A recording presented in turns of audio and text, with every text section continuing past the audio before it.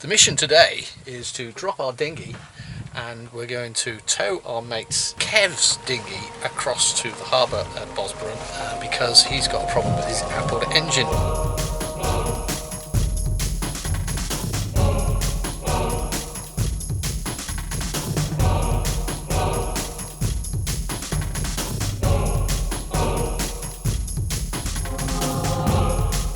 I'm Barry. I'm Ansha. This is the continuing journey of Sailing ABC. You want to go in there?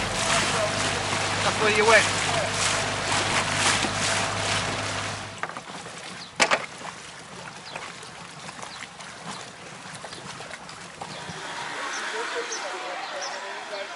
Oh, wow.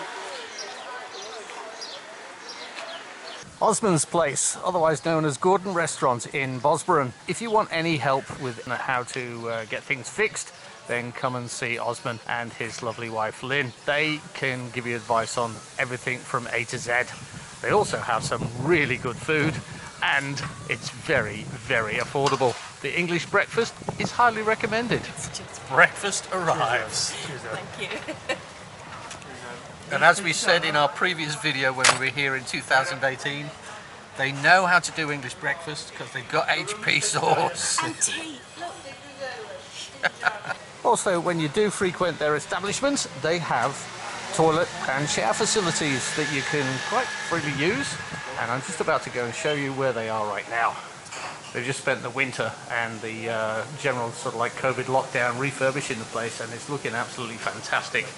There's just a little selection of their mezes and some of the main courses. But round behind here, you'll find the toilet area. Ladies' toilet, gents' toilet, one shower and two showers. In the overall scheme of things, the harbour area here at Bozburun is small, I think, but it's perfectly formed. You've got to drop your anchor here and then just reverse onto the quayside, the harbour side. Someone will always be around to take your lines and then you just tighten up your chain. But the great thing is, it's probably around about, from memory, only about 5 meters deep in here. So you don't need a lot of chain out, which is great. All right, mission accomplished. We've had our full English breakfast.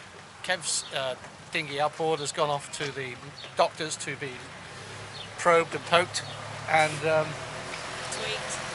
we've had a walk around town. We've been into the supermarket and got our supplies because tomorrow's lockdown. So it's time to get back in the dinghy and head back to the anchorage. And have a swim. Yay! Looks like we're going to have a nice day today. Well, it is summer. Yeah. We're actually just going around the corner in the dinghy back to the anchorage we first stopped at because basically we just want to check it out with our masks and snorkels and do some filming around there.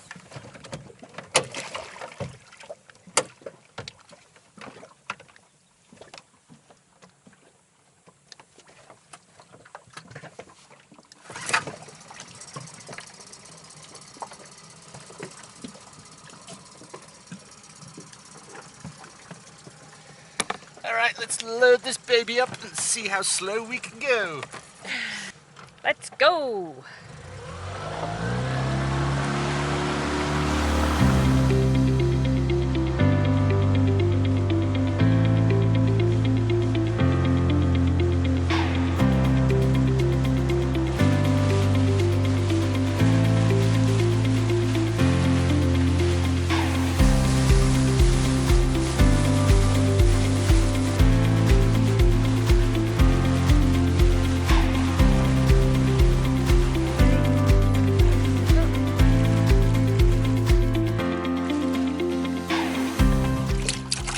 Got a little wet on the way over. The problem is that the chaps, the way the water comes from the propeller and the fins, it actually gets underneath the chaps and can't find its way out backwards, and some of it finds its way under here and comes down here, and hence we get a swimming pool inside the dinghy. We'll try and figure something out. Anyway, we have arrived. The Admiral's just going to secure the ship.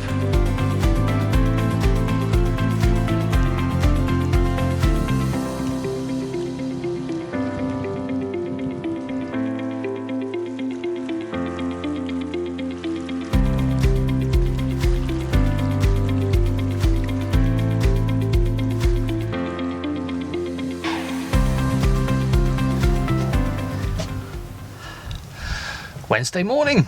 It's about 8:30 now and we're leaving Bozburun. Today's journey is going to be huge. Not really, it's 2 hours. 2 hours, maybe 3 hours if we double back on ourselves. We've got a planned anchorage and it's a nice sandy bottom, quite shallow, so we can drop the hook and swing freely.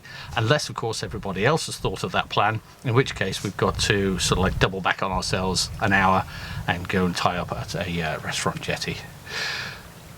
We'll see how it goes when we get there.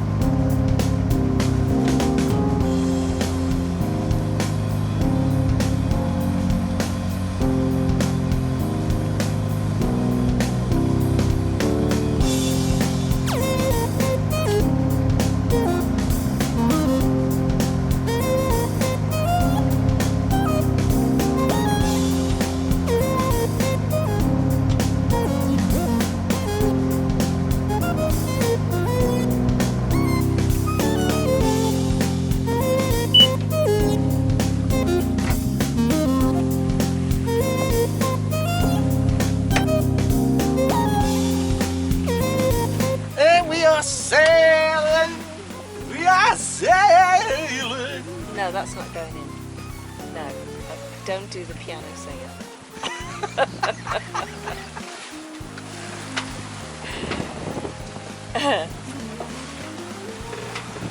Okay, well, because the wind's dropped to 15 knots. Yeah, I was just going to say, you get the sail out and the wind goes from 22 to 15. To 14. But we're still doing 5.6. Yeah. I mean, you know, it's a big head sail.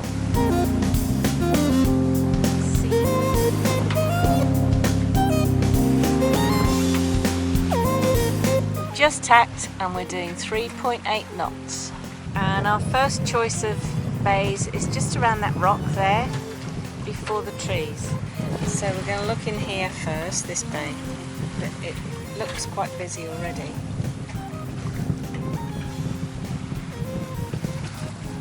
Got the flag behind you letting you know where the wind's coming from, Baz. That's what it's all about. Yeah.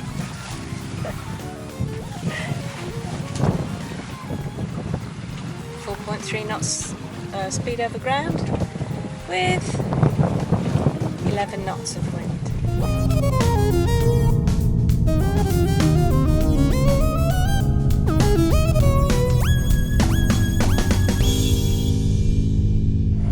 That one was chock-a-block, so we're going to come around into this bay here, which also looks really busy, and see what we can see here.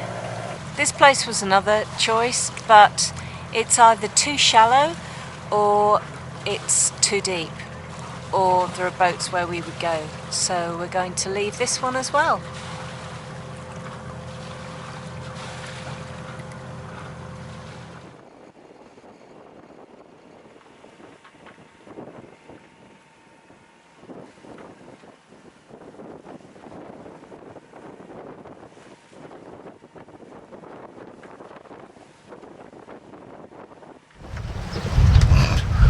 "2 hours," he said. 2 hours, he said. We arrived at 13:30. So we left at 9, 10, 11, 12. 4.5 hours. But you know, we've had lots of different kinds of weather. We have. And lots of different kinds of sailing styles. And, so we've come to the little restaurant jetty area where our mate Kev's on the jetty, but we can't go on the jetty because it's already booked out. So they had one of their mooring balls available. It's just the lines that been attached. Yeah, that's... No, it's just jumped over. It's just jumped over the tower. Oh, okay. So it was quite interesting approaching the mooring ball in 20. That's 17 now, well, but yeah, it's about 22 knots. About 20 odd knots of wind. Yeah, gusting. And there's a boat right next to us. I'll show you in a second. But I had, because so far when we've done mooring buoys, We knew that the fellow was going to help us, but when we've had assistance before, we've always used our own line. So I had a line already attached, waiting to give to him to, take around, put on the other cleat.